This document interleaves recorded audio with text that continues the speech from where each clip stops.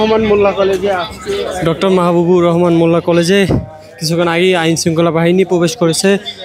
অর্থাৎ পুলিশের পরে আমরা দেখতে পেয়েছি সেনাবাহিনী মোতায়েন করা হয়েছিল এবং সর্বশেষ বিজিবিও কিন্তু অবস্থান করেছিল এই জায়গাটিতে। এবং সর্বশেষ পরিস্থিতি যদি বলতে চাই, এই মুহূর্তে আহত সংখ্যা এসেছে অনেক, কিন্তু নিহতর সংখ্যা এখন পর্যন্ত জানা যায়নি।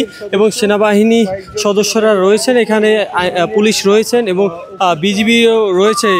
সকাল থেকেই আমরা দেখতে পেয়েছি দাওয়া পাল্টা দেওয়া হয়েছে।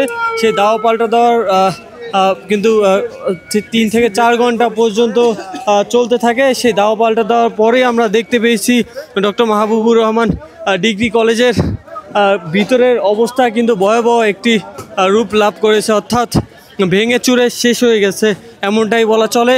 এই মুহূর্তে আইনশৃঙ্খলা বাহিনী কিন্তু এই জায়গাটি ত্যাগ করছেন। আমরা এই মুহূর্তে রয়েছি এবং দেখানোর চেষ্টা করছি সকাল থেকেই বিভিন্ন ভাবে কিন্তু দাওয়া পাল্টা দেওয়া হয়েছে, একের পর এক দাওয়া পাল্টা দেওয়া।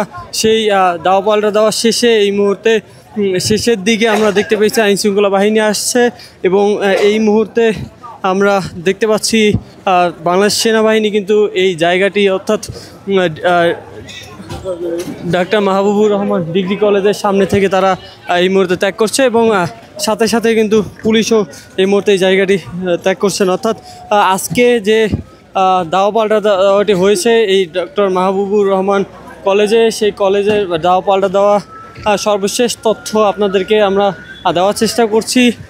দাওয়া পাল্টা দেওয়ার সর্বশেষ যদি বলতে চাই, সর্বশেষে যখন সেনাবাহিনী আসে তখন কিছুটা নিয়ন্ত্রণে চলে আসে জায়গাটি, তারপরে এই মুহূর্তে তারা ত্যাগ করছেন এবং কিছুক্ষণ আগে কিন্তু তারা ভিতরে প্রবেশ করছেন এবং ভিতর থেকে তারা দেখার চেষ্টা করেছেন আসলে কি হয়েছিল বা কি সর্বশেষ পরিস্থিতি কিন্তু জানিয়েছেন।